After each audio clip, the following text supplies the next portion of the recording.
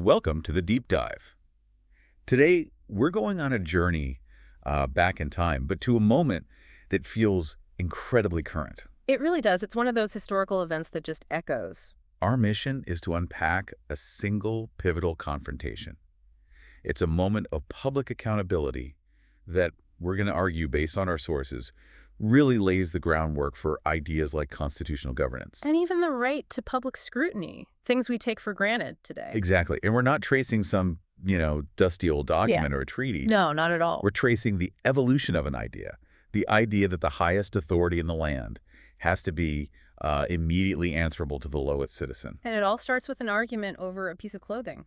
It sounds so simple, but the way the ruler responded, it fundamentally shaped the relationship between power and the people for centuries to come. It really did. Now, to dig into this, we are leaning very heavily on research from Mr. Zahir Ahmad Mir, specifically from episode 24 of his series, Islamic Legal Precedents, Judgments of the Rightly Guided Caliphs. And it's so important to note his background here. Right. Mr. Mir isn't just a historian. He's a constitutional and corporate lawyer. He's written over 55 books. So he's looking at this story through a very specific legal lens. Which is key. It means he's not treating this as just a nice story or a moral anecdote. He's treating it as legal precedent. That's the whole point. And he frames the whole thing under this fantastic thesis.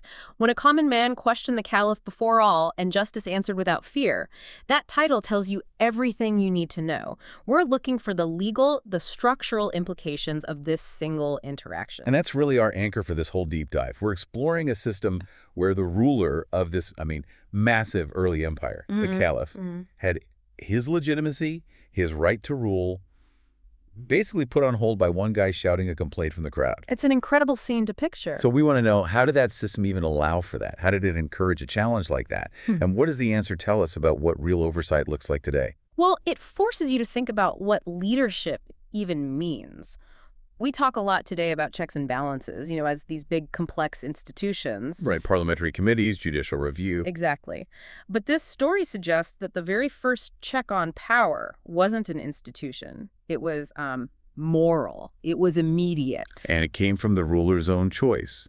Yeah. His conscious choice to say, my authority is a responsibility, and that responsibility has to be proven publicly all the time. The stakes couldn't be higher. Either you obey me because I'm just doing what you don't right now. Okay, so let's dive into the narrative itself. Let's set the scene for this thing because it is extraordinary. It really is. So the setting is Medina. The capital. The administrative and spiritual hub of the early Islamic caliphate. And this is happening during a public assembly. People are gathered, likely in the main mosque. Which is a critical detail. This isn't some backroom political meeting. It's out in the open, in a sacred space. And the purpose of the gathering is resource distribution. A supply of cloth has just arrived. And this context of equal distribution is just. It's everything. You can't understand the complaint without it. Why is that so critical? Because this wasn't, a surplus bonus or something. This was cloth for making clothes. An essential item for just basic dignity and survival. So not a luxury. Not at all. And the principle that had been established was one of strict parity. Every single citizen, didn't matter if you were rich or poor, got the exact same amount of this raw material. So that distribution was a symbol. It was a very visible symbol of the caliphate's whole deal. Fairness in how public resources are managed. And the man at the center of this, the leader, is Umar ibn al-Khattab. We have to talk about him for a second because he was just this towering figure. Literally and figuratively, he was known to be very tall. But also legendary for his authority, for his own personal austerity. And the justice he handed out was famously rigorous, severe even. The source material says his justice became a proverb. Think about that. His name was synonymous with justice. So that just raises the stakes immensely. Immensely. This wasn't some weak or unpopular leader being challenged. This was a man whose entire political success was built on his moral authority. So if he can be questioned, then it means no one is beyond public scrutiny. No authority is absolute. So he's standing before the people, calling them to obedience and reform, the standard duties of a leader. He's operating at the absolute peak of his power. But as you said, he's demanding obedience, but there's this unspoken contract there. Absolutely. His authority is only valid as long as he upholds the justice he's famous for. Yeah. Especially when it comes to the community's resources. That's precisely it. The concept of obedience here is completely conditional. It's not blind. The people grant their obedience only as long as the ruler proves he's sticking to the They're rules. like auditors. They are. The entire public is an auditing body, and their continued acceptance of his rule is their stamp of approval. Okay, so this leads us to the actual moment of scrutiny. And it's born from something so simple, just a visual observation. Caliph Umar, as we said, was a very tall man, and he's wearing a new robe from this cloth.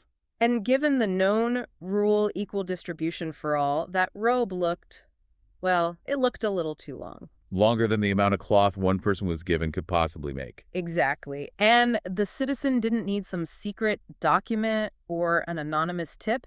The whole basis for the confrontation was right there for everyone to see. Observable fact. Observable fact, Umar's garment did not seem to match the public standard of distribution. Every single person in that mosque was an eyewitness to this potential discrepancy. So this man in the crowd, he's got nothing but his own eyes and his knowledge of the rules. He doesn't, write a letter or submit a petition. No, he just stands up. He stands up and delivers this public, open accusation. The shout just cuts right through the assembly. Direct, uncompromising. What did he say exactly? He says, "O Umar, we will not listen or obey you until you explain how you obtained that extra cloth you are wearing." Wow. That phrasing, "we will not listen or obey you." It's just phenomenal. It's an immediate public revocation of legitimacy. It's breathtaking. He's not asking for a committee to be formed. He's saying, your right to rule is suspended right now. It is a declaration of conditional loyalty. This citizen, and he's really speaking for everyone there, is saying, your right to command and our duty to follow is null and void. Until this is cleared up. Until this very specific question about fairness is answered to our satisfaction. It's a spontaneous public suspension of the social contract. And it just shows the incredible power that the people held, even in what we'd think of as an autocratic system. As long as the moral framework supported their right to dissent, that's the key. We really have to pause here, because the sheer gravity of this act is hard to overstate. Oh, absolutely. In any other empire at that time, think of the Byzantines, the Sassanids. A public challenge like this to the absolute ruler. That's death sentence. Immediate arrest, execution, or at the very least, a public flogging. This citizen was quite literally risking his life to uphold a principle. And the atmosphere in the mosque reflects that danger. The sources describe this hush falling over the entire crowd. You can just imagine it, thousands of people holding their breath. Because this wasn't just some political disagreement. This was a test of the entire system Umar claimed to be building. Right. If he reacts badly, if he uses force or gets defensive, he undermines his entire legacy in that one single moment. The challenge is so specific, too. It's basically, if you, the leader, used your position for even the tiniest personal gain, enough fabric to make your robe fit properly, then your entire claim to lead based on justice is gone. It's nullified. Public trust is built on this tiny, visible detail. And that's why the story became a legal precedent. That's the whole point. It teaches that legitimacy isn't just lost in, huge failures of statecraft. It's often lost in the small, observable acts of self-interest. If the ruler seems to be skimming off the top, even a tiny bit. How can you trust him with the whole treasury? You can't. Okay, so this is the absolute pivot point. The moment the story becomes a lesson in political science. This is it. You have the heavy silence, the expectation that this dissenter is about to be crushed. But Caliph Umar does the exact opposite. He leans in it. He faces the challenge. And the source makes a point of saying he looked calmly around the mosque. That calmness is so important. It's not just, personal self-control. It's a profound signal. What's it signaling? He's recognizing the validity of the question itself. He's not dismissing the man as a troublemaker. He's implicitly saying, you have a right to ask this. This question is a necessary part of my job. So he's separating the office of the caliph from the person of Umar. Precisely. And he's submitting the person, the man wearing the robe, to the scrutiny that the office demands. It's an incredible display of principle. I think it's easy for us to just gloss over how historically significant that moment of calm is. It was the highest form of power, isn't it? The power to withstand scrutiny without resorting to tyranny. Absolutely. And then his response. It's just a masterclass in transparent, verifiable government. He doesn't launch into some big emotional defense of his own character. He doesn't say a word in his own defense. He bypasses his own word entirely. And he just gives a simple instruction to a third party. He says, "Oh, my son Abdullah, stand and answer him." Okay, so why his son? Why Abdullah ibn Umar? Why not just say, "It's fine, My son gave me his share. Because if he said it himself, it would just be the ruler's word, a private defense, which is always, open to skepticism. Right, of course he'd say that. Exactly. By calling on his son, Abdullah, he achieves a couple of really crucial legal and political goals. First, he brings in a witness. A third party. A third party whose testimony can corroborate the facts. It's the ancient world's equivalent of calling in an independent auditor to look at the books. And what's the second goal? Maybe even more importantly, his son's testimony proves that this arrangement wasn't some secret deal cooked up on the spot. It was known, it was talked about within his family. So it wasn't a cover story. It couldn't be. It shifts the burden of proof from the person being challenged, Umar, to a source that is publicly visible and can be questioned right there. It shows the answer wasn't just invented under pressure, it was a pre-existing ethical arrangement. So he validates the citizen's concern. While simultaneously proving that he had already operated according to principle. It's brilliant. And the explanation itself, once Abdullah stands up, is so simple, but so effective. It is. He just stands and says, my father is taller than most men. I gave him my share of cloth so he could sew a robe that fits. And that clarifies everything, instantly. Because the citizen's observation was actually correct. Umar did have more cloth than his personal chair. The premise of the question was true. But the explanation shows how that happened without breaking the core principle. No public resources were misused. The extra cloth came from his son's personal share, given voluntarily. It's just such an elegant, ethical solution. It addresses the practical reality. He's a tall guy, he needs more cloth, while completely upholding the moral standard. Which is that the leader gets no material advantage from the public treasury. None whatsoever. Not even a few extra inches of fabric. So the public verdict comes immediately. It's decisive. The man who shouted the challenge, having heard this transparent, verifiable defense from a third party, he immediately accepts it. He says, "Now we shall obey you, O Umar." The contract is instantly restored. Just like that. The withholding of obedience stopped the second that accountability was demonstrated. Which proves He's just trying to check him. he was trying to check the system, and once the system passed the check, loyalty was restored. It's a perfect template for what we'd call earned legitimacy. Obedience flows from transparency. That's it.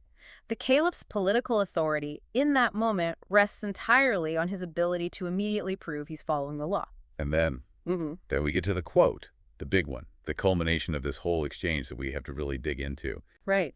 The caliph smiles, and he delivers what is essentially a new policy statement on governance. He says, "There is no good in you if you do not speak, and no good in us if we do not listen." It's just one of the most profound statements on governance ever uttered. Because it establishes this mutual obligation. It's a two-way street. The health of the entire state depends on this relationship. Let's break that down, because the word he uses for good here, kar, has so much weight. It's not just about being nice or pleasant. It's more than that. It's about moral and political and even spiritual health. So when he says, "There is no good in you if you do not speak," he's making a powerful assertion. He's saying a silent, passive population is deficient. It's morally and politically deficient. The well-being of the whole community requires active vigilance from its members. So speaking up against what you think is an injustice, that's a civic duty. It's a necessary contribution to the common good, even if your perception turns out to be wrong, as long as the intent was to find the truth. Silence, when you see a potential misuse of power, is a failure. It means the people have given up their role as what? The guardians of the state's moral compass. That's a great way to put it. And then you have the other side of the coin, the counter-obligation. And no good in us if we do not listen. If the leadership refuses to hear, or worse, actively suppresses legitimate questions, they forfeit their own moral right to lead. Their claim to authority just becomes illegitimate. Because they failed in the primary duty of a just ruler, which is being accountable to the people they govern. So it just shifts the whole dynamic. A leader who listens isn't just being, generous or magnanimous. No, they are fulfilling a basic precondition for their own job. Failure to listen equals moral bankruptcy, which, in this political system, would lead to a collapse of that earned obedience we were talking about. And we have to stress the implied consequences here. If the caliph had silenced that man, it wouldn't just be a social gaffe. He would have incurred a spiritual debt. He would have risked the decay of the whole society by enabling tyranny. So the incident basically institutionalizes dissent.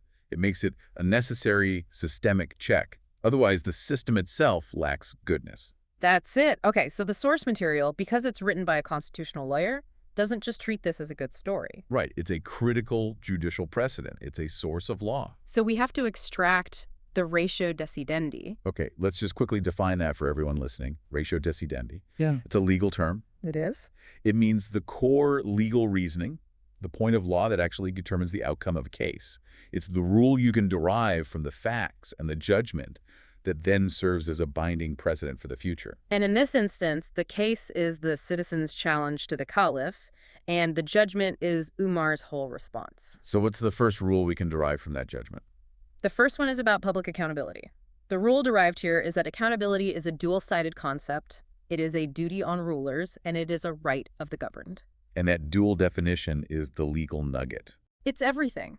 The ruler's duty here is active, not passive. He has to create and maintain systems that are transparent enough to allow for this kind of scrutiny. So it's not enough to just be an honest person in private. No. Your honesty must be demonstrable. It has to be verifiable, on demand.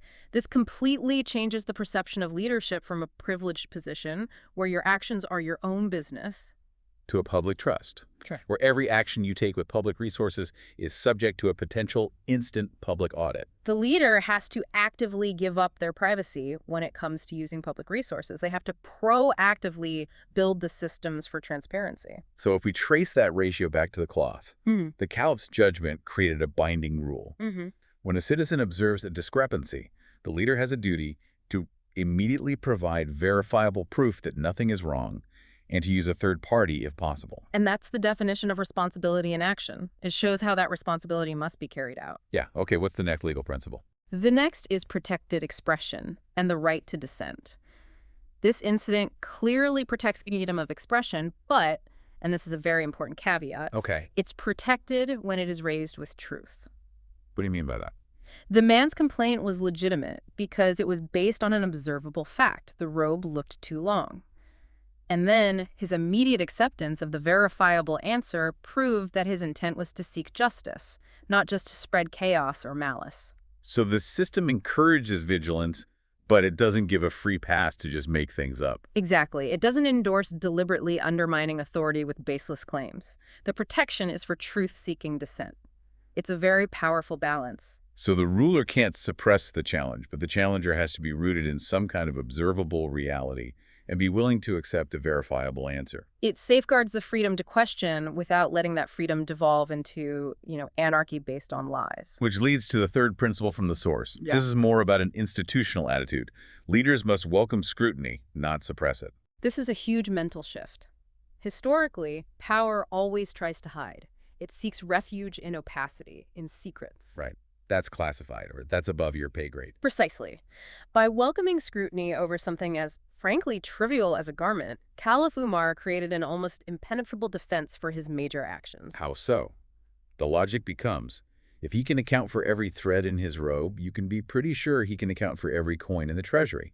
The leader basically weaponizes his own transparency to reinforce his authority, not erode it. Yeah. And that welcoming attitude gets baked into the legal thinking later on. It does. It comes to mean that a leader refusing to answer a legitimate public question isn't just being rude, it's a breach of their constitutional duty. It's basically a self-declaration that they lack that goodness we talked about. So this all gets summarized in that powerful ratio decidendi from the source. Leadership in Islam is not privilege. It is responsibility under the eyes of the people and of Allah. That's the core of it. Let's spend a second on that phrase, under the eyes of the people. What does that really imply? It suggests a constant, ongoing, visible audit. Well, think of the word privilege. A privilege suggests something is yours by inherent right, something unearned. Right. By saying leadership is not a privilege, this precedent asserts that it's just a functional role. It's a trust, a job, given for the benefit of the community. So the ruler is, functionally, an employee of the state, serving under constant public review. I wonder about the other part, and of Allah. That dual oversight is the complete package. It provides a total constraint. The spiritual accountability ensures the leader operates with ethical intent in private. But the temporal accountability, the people's eyes, provides the immediate practical check to make sure justice is happening here and now. So a ruler's legitimacy is profoundly conditional. Completely. It's conditional on maintaining the public's ongoing perception of fairness. The moment that trust is broken, like when the citizen withheld his obedience, the leader's right to rule is immediately compromised. But I have to ask, by relying on a spontaneous shout from the crowd, isn't this system a bit too dependent on, the personal courage of one random citizen or the good character of one specific leader? That's an excellent question. I mean, can we really call this a foundation for institutional governance, or is it just a really inspiring morality tale? And that's precisely where the legal scholars came in over the next few centuries. You're asking, is this model sustainable? And you're right. Initially, it absolutely depended on the moral courage of a man willing to speak up and the moral discipline of a leader willing to listen. What seems fragile? It could be.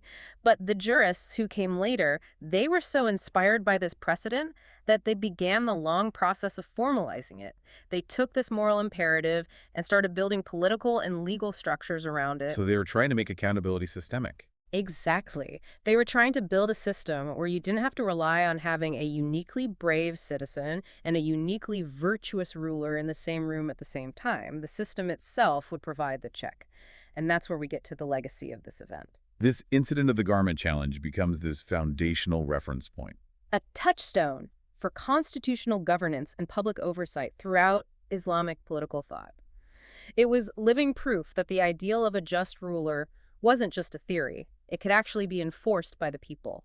And this idea gets formalized under a specific legal framework called Siyasa Sharia. Can you break that down for us? Sure. Siyasa Sharia translates roughly to governance according to the objectives of the law. We have to understand that Islamic law, Sharia, covers a huge range of things: ritual practice, personal ethics, and so on. Right. Siyasa Sharia is the branch that deals specifically with the practical business of running a state, how the government manages public affairs, the economy, the courts, foreign policy. So political science, essentially. Basically, yes. The political science of ensuring that all the government's administrative decisions are aligned with the core principles of justice and public welfare. And this story of Umar's robe provided a perfect, tangible precedent. A proof of concept. A proof of concept that a ruler's power had to be constrained by public transparency, especially when it came to public money and assets. And this idea wasn't just confined to that era. The source material shows how it influenced jurists for centuries. Absolutely. The source points to two key figures who are separated by centuries: Imam al-Mawardi in the 11th century and Ibn Taymiyyah in the 13th and 14th centuries. Both of them leaned heavily on precedents like this one to define the limits of state power. So how did they do that? How do you take a spontaneous event like this and turn it into formal legal writing? Well, al-Mawardi, who was writing at a time when the caliphate was very institutionalized, he wrote in detail about the necessity for the ruler to create official structures for hearing and resolving complaints from the public. Like an ombudsman's office or a public advocate. Exactly. He was essentially arguing for an institutionalized version of the man in the mosque. Drawing directly from the ethos of the garment case, al-Mawardi said the state must provide formal mechanisms for citizens to demand justice, even against the ruler himself. So the spontaneous challenge becomes a formal function of the state. Right. And then Ibn Taymiyyah, a couple of centuries later, really hammered home this concept of governance as a sacred trust, an amana.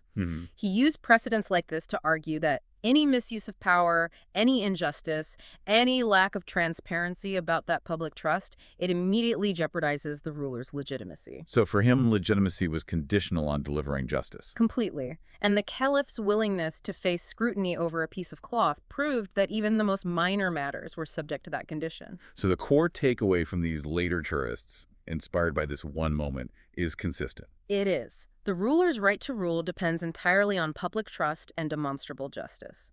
They took that spontaneous moral contract and they codified it into political law. Okay, and this is where we get to the real aha moment for us today.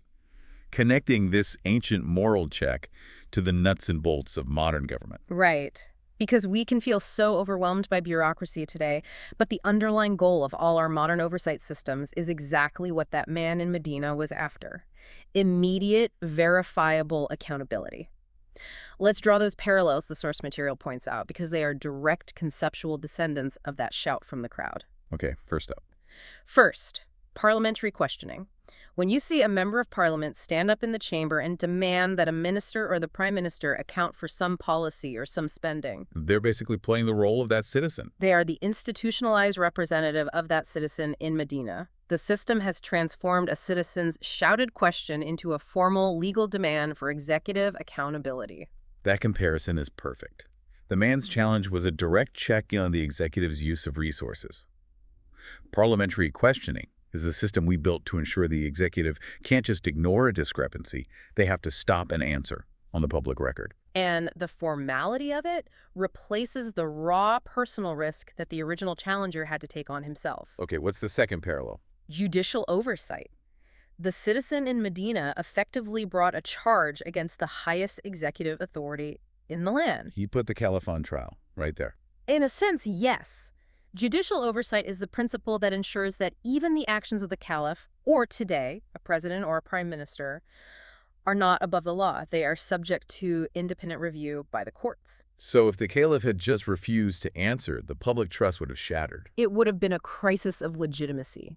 Judicial oversight gives us the legal pathway, completely separate from the government itself, to challenge its actions and compel it to be transparent and just.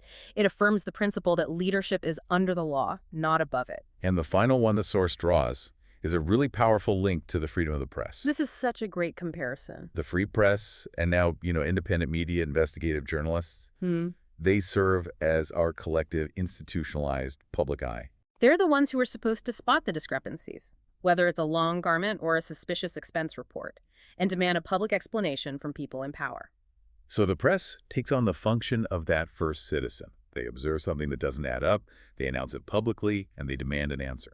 And if a modern leader tries to silence a newspaper or a journalist for highlighting something questionable, they are, in effect, violating the very principle the caliph himself established. There is no good in us if we do not listen. Exactly.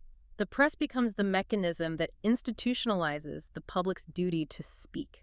So all three of these modern systems, parliament, courts, and the press, they take that terrifying, high-risk, spontaneous act of one person. And they turn it into a repeatable, systemic, and legally protected process. The system evolved so that we no longer have to rely purely on the moral courage of a single brave soul.